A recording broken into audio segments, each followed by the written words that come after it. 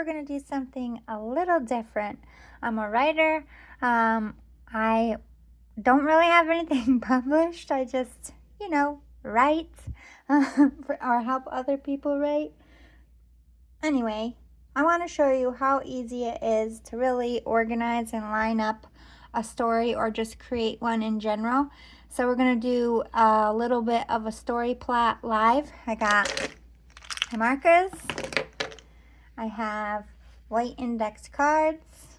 Then I have, these were normal sized index cards, but I cut them in half so I can get more use out of them because I come up with a lot of characters, male and female, male and female character cards.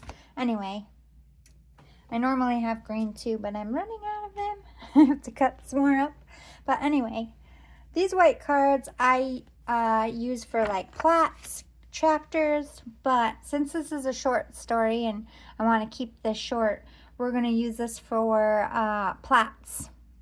But I like to start with the characters and kind of build around them. So I'm going to put up a female character and a male character and one white card to help me plot what kind of story I'm doing. As I'm thinking of a character, I kind of get an idea of what these characters are doing. By the way, I just watched the Daryl Dixon Walking Dead thing. I finished it. I didn't ever finish watching The Walking Dead. I watched like maybe 2 seasons of it, maybe 3. I don't remember. It was shortly after Glenn got killed that I was like, all right, I don't think I like this anymore. Not just because of that, but it was, getting repetitive. But Daryl was one of my favorite characters, and so I watched it. So I'm going to do kind of like a apocalyptical thing, not zombies. But that's what inspired me. I'm just telling you, like, I see something, and this is what inspires me to start creating. So I like to play a little bit. I'm going to write pink for the male and blue for the girl, just so it's not the same color on the card. I like to be a little extra sometimes, but since the world isn't very big, this isn't going to be many characters. In fact, we'll cap it at 4 characters, make it a little even, 2 boys, 2 girls, 2 couples, okay? So whatever is taking place in our story, these 2 couples have survived. We don't know yet if they have survived together, but they have survived. So let's get the first female. First thing popping in my head, I'm seeing an RN. This person is probably late 20s. So a nurse of some kind, came out of a city. Hospital. Time of outbreak. Okay, so just give you a little peek inside my head. Feeling like this is an outbreak, like an illness. She was working in the hospital. She saw a reaction. She gloved up, masked up, got herself out of the hospital. So she was at ground zero. We'll say New York City because I'm a New Yorker. So she's seen some shit. Let's get a description. Let's make her average height. We'll do 5 inches. Let's shout out to my Irish. We'll do reddish brown hair. Green eyes. Freckles. Let's talk about personality. She is calm and collected.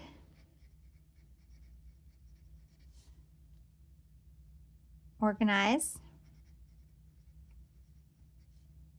Adaptive. Let's think a name. Probably not going to do last names. It's the end of the world type of situation. Sadie popped in my head. We're going with it. Sadie. So Sadie, RN, mid-20s, first female. Let's talk about the second female. I want these people to kind of be close by because that would be realistic. I'm going to make these 2 girls find each other first. So if she's coming out of a hospital in New York City, these two, I feel like should break away from the city together. So we're going to put New York City as her header. Where could they have met? I'm kind of seeing the Lincoln Tunnel. Maybe that was their only way through. Sadie found her leg stuck, injured in Lincoln Tunnel. So here she is, Sadie, trying to break out of the city. Don't see much life. Everyone's dead. Stumble across this girl who's in the dark Lincoln Tunnel. Got to walk through. It's just jammed up. You can't drive. And she stumbles upon this girl. Got her leg caught on something. We'll say maybe she fell. There's like a crack in the road or debris from people panicking. Cut her leg. And Sadie, has a book bag on. Comes over and helps her walk out the tunnel together.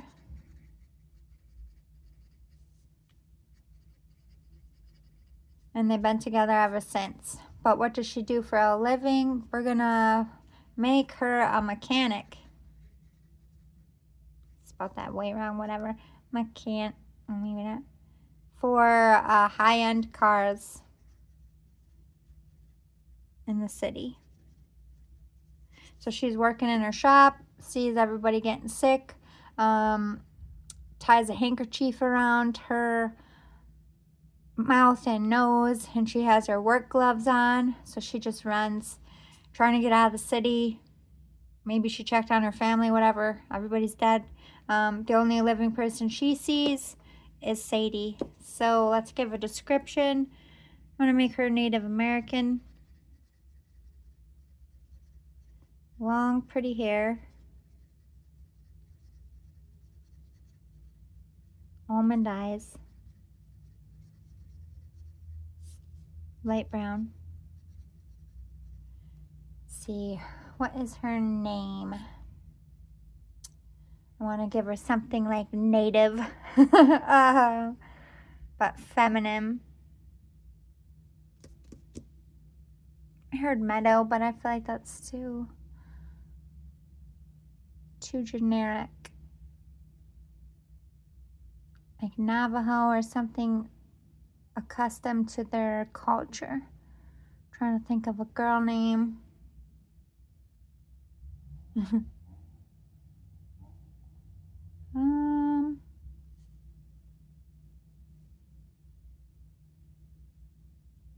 don't know why I heard windy. It's not really native, but it's like weather related. Windy, not Wendy, windy. And her age, we'll say she's early 20s. So late 20s, early 20s, mechanic, nurse. Sadie, Wendy. I don't like Wendy. It's too like sistery sounding. Let's say Rhoda. Sounds like a mechanic name. Now, River.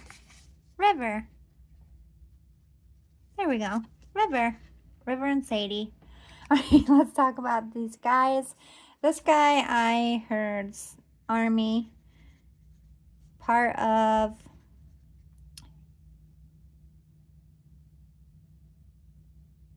I asked our channel what spirit to write stories, by the way. That's what I mean when I say heard.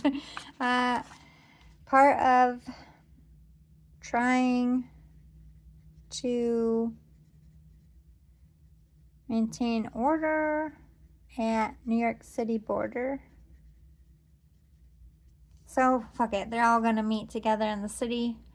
He has one of those convoy with supplies.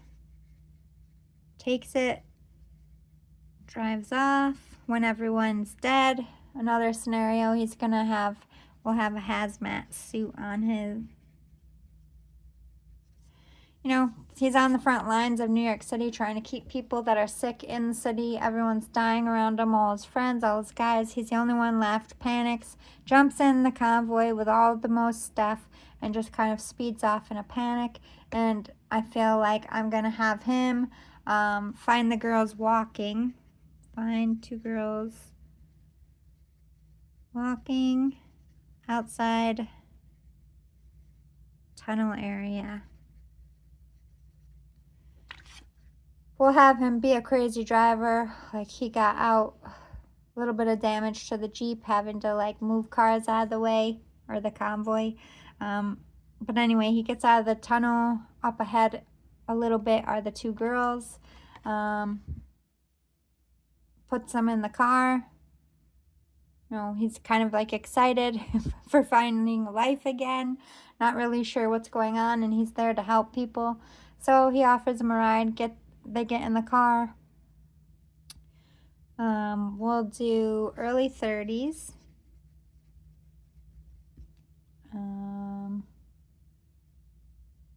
We'll do African American.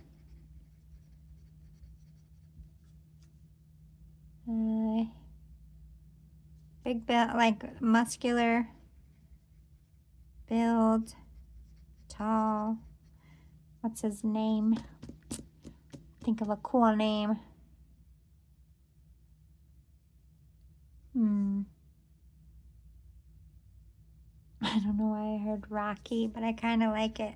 Rocky. Rocky is going to be with River. They become a love interest down the road in the story. Let's talk about the other guy. So we have an RN, we have a soldier, we have a mechanic. It's like a dream team here. The car breaks, someone can fix it. If someone is sick, someone can get help. If they need to fight, they have a fighter. So we need a brain. We need a smart person. We're going to make him a professor. And he is going to be... I don't want him too far in age because they are going to be couples. So we'll do mid-30s.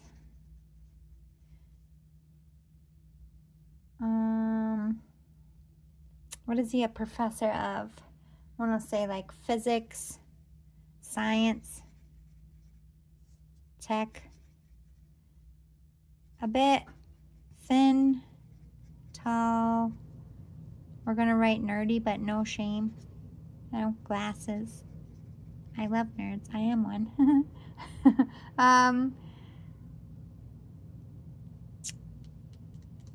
Where did we find professor?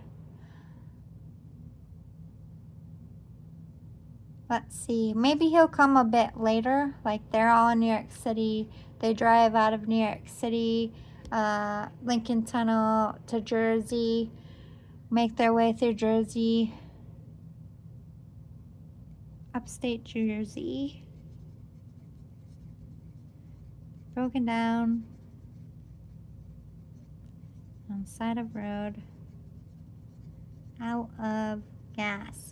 So he puts his stuff in the Jeep, goes with them. Again, first time he's seen humans since everybody started dying, freaking out.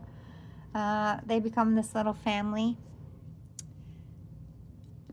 We need a name for this man. Let's see. Got some cool names going on. We got Rocky, we got River, we got Sadie. I feel like, let's go with Benji. It's calling to me. Benji. Benji and Sadie, Rocky and River. Cute, I like it. So we have the people, we have kind of how they met. Let's talk about where they're at now. Where in story are they? Oops, I didn't mean to do that all in blue. I forgot to change markers. I'm not really writing the story. I'm just setting one up. You can use this story and run with it if you like. But let's see. So we'll say it's like 6 months from, we'll call it D-Day, when everybody died from illness. There's other people.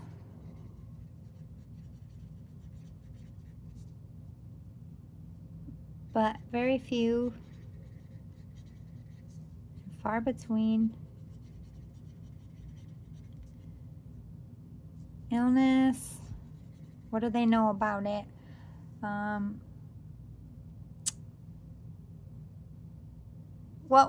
We have to figure out what kind of bio stuff is this. Warfare? Is this something that was released or dropped in the air, or is this like a viral thing? So I'm gonna make it viral. And they're all immune.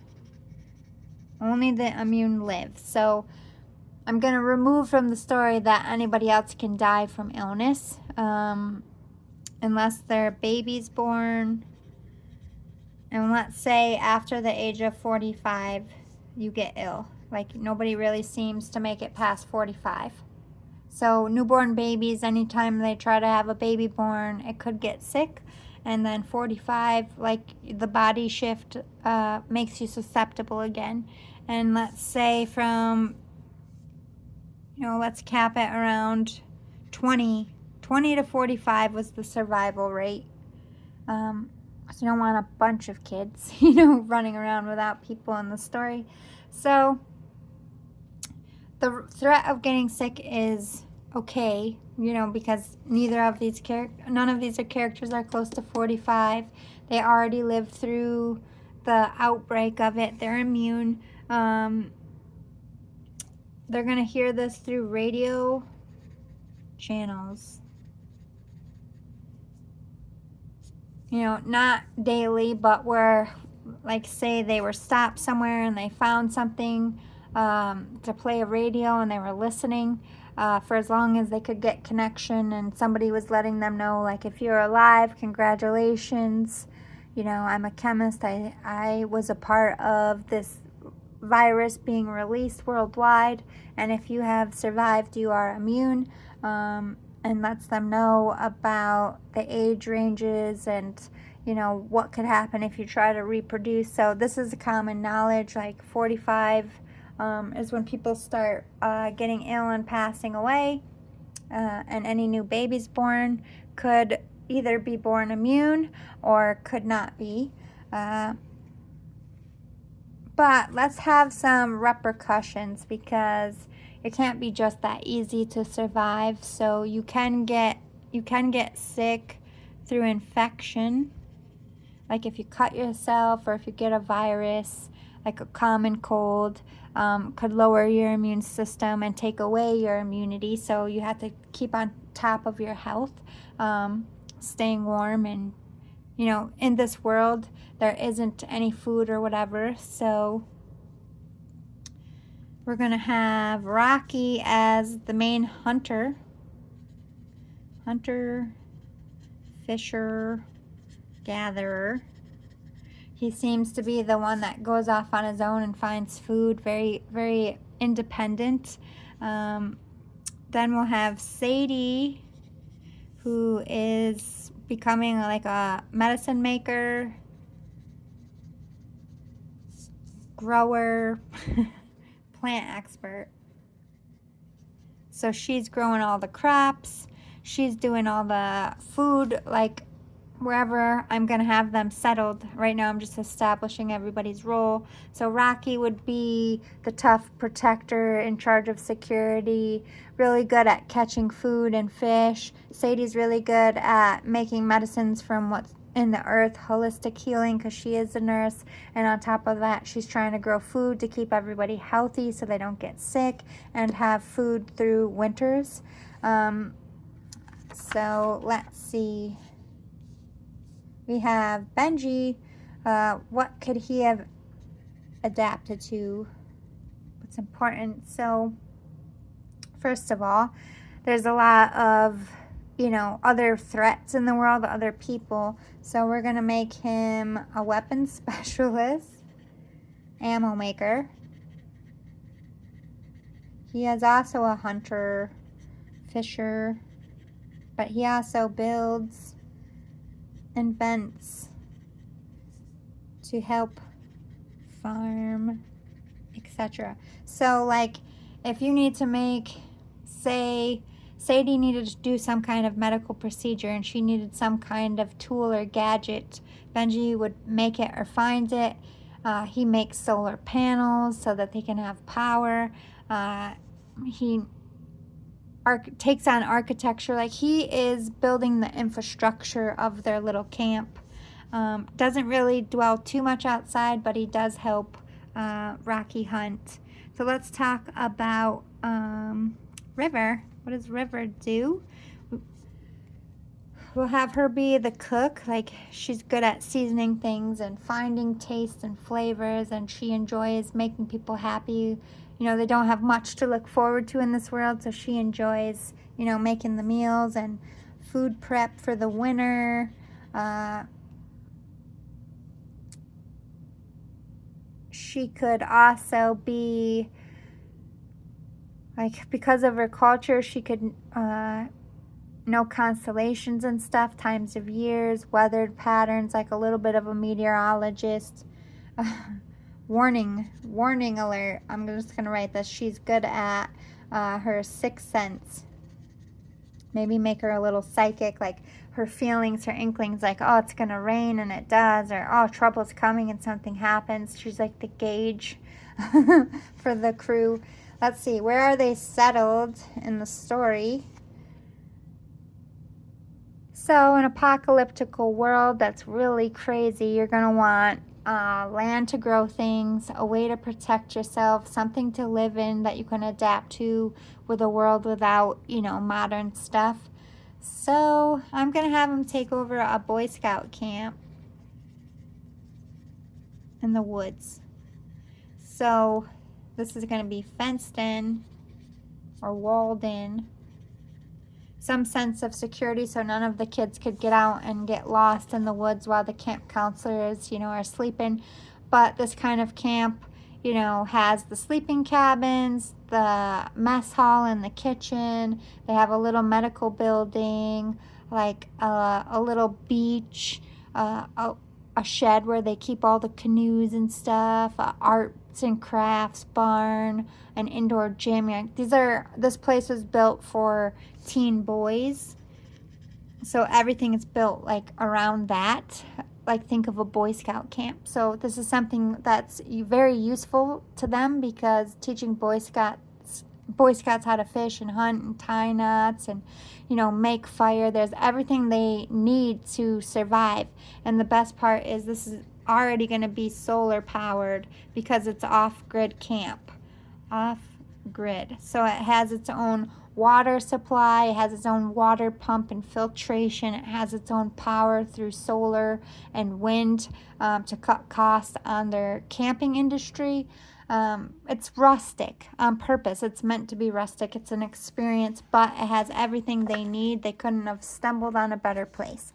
So there you have it. You have the characters and the meat of the story. Your mind can really run with this any way you want, but this is how easy it is to really just sit with your thoughts, get it organized a little bit, and I would take this to my laptop and I would just start typing. But let me review for you. So the story of this is going to start in New York City. Let's start with Sadie, because she's ground zero. She's in the hospital. You're seeing people firsthand describe what she's seeing through her eyes. Like, clearly people aren't just going to die at once. Let's build this up over a couple days.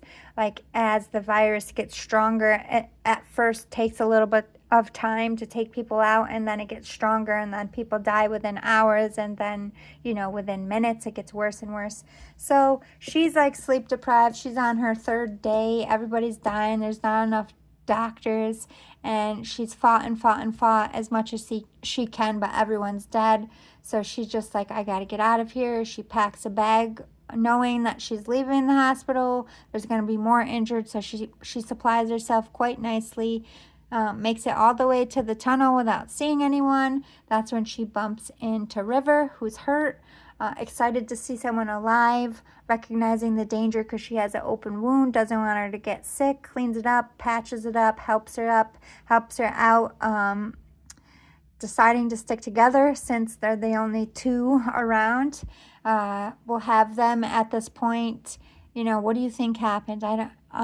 You're a doctor, because she's in scrubs, and, you know, have Sadie finally just have a little bit of a moment of a meltdown and just discussing in her mind, like, going over what it could be. Well, this happened, it's viral, or this happened, they were vomiting blood, so this means that. And then, of course, River really doesn't know what she's talking about because she's a mechanic, but she's listening. You know, River has seen people die and stuff, and her family died too, and she lost everyone. And really having compassion for what Sadie could have went through. You're like, oh God, you know, she's seen it all, and she's having a moment, like have Sadie have a little bit of a panic, like I need to sit down. And in this moment of panic, they become friends. Like River talks her down, like, look, at least we have each other. We don't know what's happening, but maybe we'll find someone. Let's just concentrate on getting somewhere safe for the night. It's going to be dark soon. So they continue to walk. In comes, where is he? Here you are, Rocky. In comes Rocky. You know, he's panicking, he's sweating, like everybody he knows, he's far from home. He doesn't know what's happened to his family. Everyone around him's dead. He's got to run through this tunnel. He's a little bit behind the girls. He was set back in the city, so he had to make his way to the tunnel. Anyway, doesn't see anyone alive, freaking out, like talking himself down, like, okay, I made it. I'm not sick. I didn't die. Maybe it's just this area. Maybe it's not everywhere. But as he goes more and more down the street, you know, people are dead in their cars until he sees two girls walking. He's like, oh my God, there's other survivors. And just in pure relief to not be alone, stops. And the girls look up at, like, grateful because there's miles of road and no building, and it's getting dark soon, and they don't know what's out there. So he offers them a ride. He says he knows a little motel up the street from when they were coming into the city, and maybe they could find a room there. So they all get in the car, and of course they're asking him questions, and he's, you know, like Sadie, processing it, a little bit of panic, and, you know, it's chaotic. They're talking. So they make it to the motel. Everyone's dead that's there, but they find rooms that are clean. They stay the night. They find some food. They decide to, you know, siphon some fuel, and they're sticking together. They decide to go with Rocky. He's got family in Jersey that's close by, and he wants to check on them. In the process of making his way to his family, which they do, and they find out they're deceased, sadly. This is when they pick up Benji. They find him sitting, like, as they're pulling out of his family's house, Rocky, they see this man sitting on the bench just holding his bag, looking kind of lost, like his professor teaching bag. Probably been sitting there all night just in pure shock. So Sadie gets out, recognizing shock, talks to him, realizes he's literally been there all night. He's been alone. He hasn't had food or water. So they put him in, you know, the car, take him, get him food, and he starts talking and says what happens, and they become a family.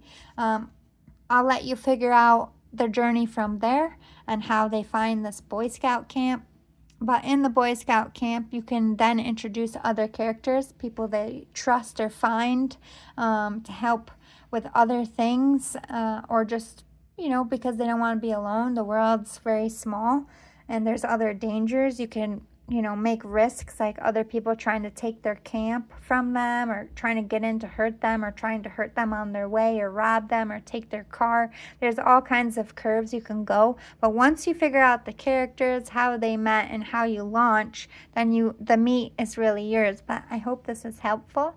Don't be afraid to just, like, this is a brain doodle, okay? You don't have to be nice about it. You don't have to, I just chicken scratch, shorthand, whatever I need to do to get myself organized, and it works for me. I just wanted to show you a method, and, you know, as I said, all those ideas came to me. The meat of the story was forming just because I took this time to get to know the characters a little bit and then rework it. But yeah, have fun with this. Take it where it needs to go. I hope it's very successful. And don't forget where you got the idea from if it does. Like the beginning, the basis. I'm not going to take credit for your work, but pay it forward, help other writers out there, and acknowledge those who help you. You know? Anyway, keep writing. Love you guys. Bye.